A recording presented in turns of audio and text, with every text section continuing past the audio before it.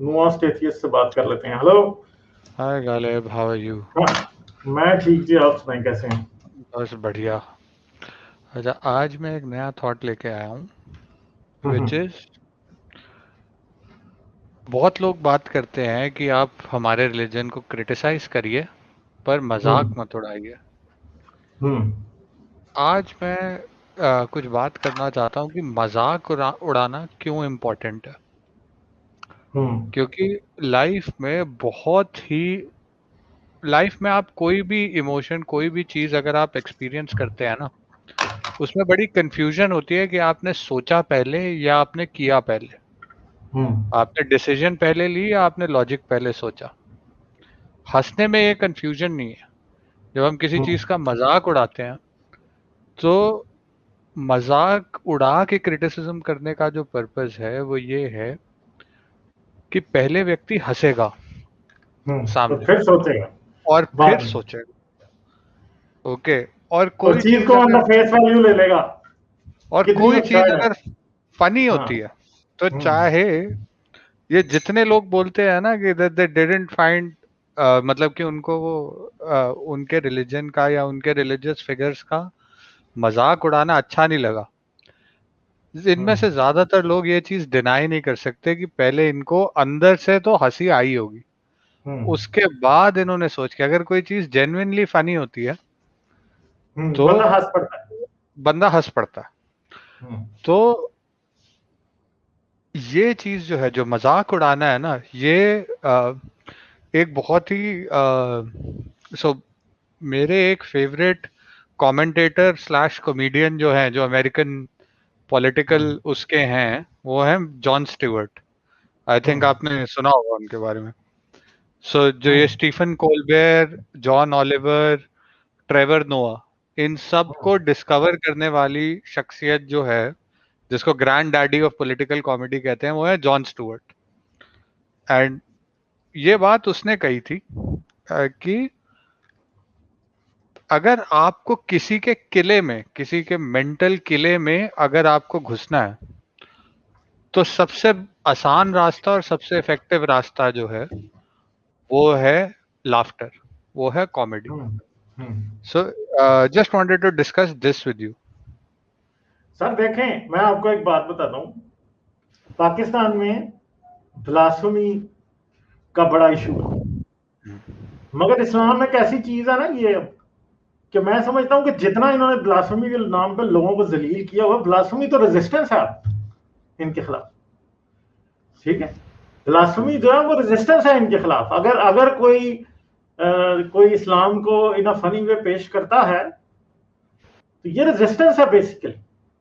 ये तो मतलब दूसरे किसी दूसरे रिलीजन की, किसी दूसरे आइडिया की बात भी नहीं होने देते। यानी आप ये देखें कि पाकिस्तान में ऑफिशियली इस्लाम के अलावा किसी रिलीजन की जो है ना वो उसको प्रीच नहीं किया जा सकता मुस्लिम्स को।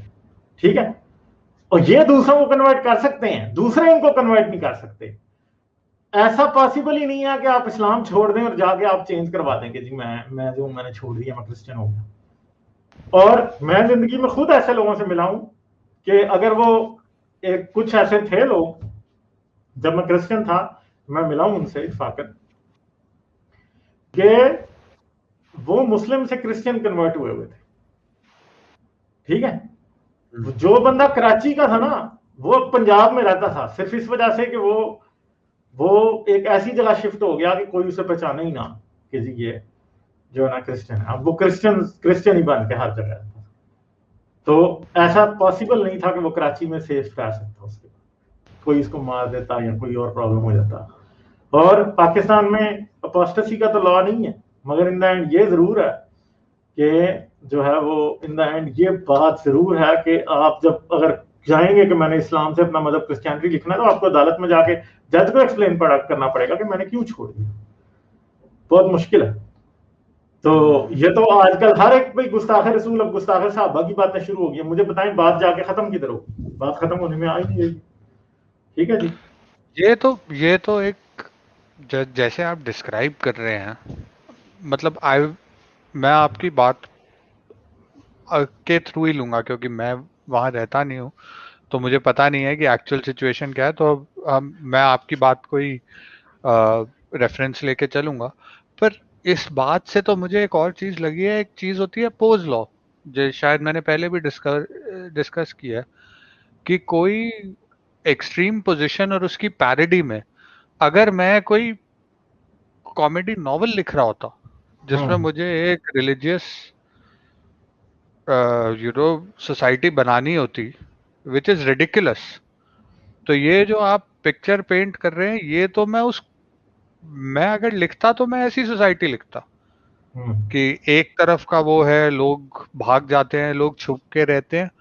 वाई? बिकॉज मतलब एंड में तो अगर मेरी नजरिए से देखा जाए या आपके नजरिए से तो देखा जाए, तो ये है कि ये वाला खिलौना ठीक नहीं है, ये वाली कॉमिक्स ठीक नहीं है, दूसरी वाली कॉमिक्स ठीक है, ये बोलने के चक्कर में, या ये दोनों ही कॉमिक्स खराब है, ये बोलने के चक्कर में लोगों को अपनी जान, मतलब ये वो बात हो गई है कि ये क्या नाम है, सुपरमैन बैटमैन से ज्यादा अच्छा है, इस चक्कर में लोग एक दूसरे को मारे जा रहे हैं। बिल्कुल ऐसी बात। अब देखें, ये नीचे एक डबल ब्लास्फेमी का केस आया मनीषा ठाकुर की तरफ से। मोदी जी पिछले जन्म में प्रॉफिट मोहम्मद थे। अब मुझे बताएं कि ये प्रॉफिट मोहम्मद के अगेंस्ट ब्लास्फेमी है कि ये मोदी जी के अगेंस्ट ब्लास्फेमी है, ये मुझे बताएं। ये व्यक्ति जो जिसने ये डाला है कमेंट, ये बहुत आगे जाएगा जिंदगी में। ये ट्रोलिंग की कला इसके लिए नेचुरल है, मतलब ट्रोलिंग इसको नेचुरली आती है। ये आगे जाएगा जिंदगी में। ये मतलब एक बात देखे ना, कि इस बात से पता लग गया था कि बंदा कितना इंटेलिजेंट है। ह्यूमर जो है वो बता देता है कि बंदा कितना इंटेलिजेंट है। Humour is the best way to tell कि कोई बंदा कितना इंटेलिजेंट है। Not just being able, so इसमें बताता हूँ, जोक मेक करना ही नहीं बताता कि आप कितने इंटेलिजेंट हो, जोक टेक करना भी बताता है कि आप कितने इंटेलिजेंट हो। जितने आपको स्मार्टेस्ट लोग मिलेंगे ना, वो अपने ऊपर हंसते रहते हैं, वो अपने आप को डेप्रिकेट करके जोक मारते रहते हैं। चलें और आपसे बात करेंगे। चलें, ठीक है सर। नहीं, थैंक यू। ठीक है, थैंक यू। Okay, bye.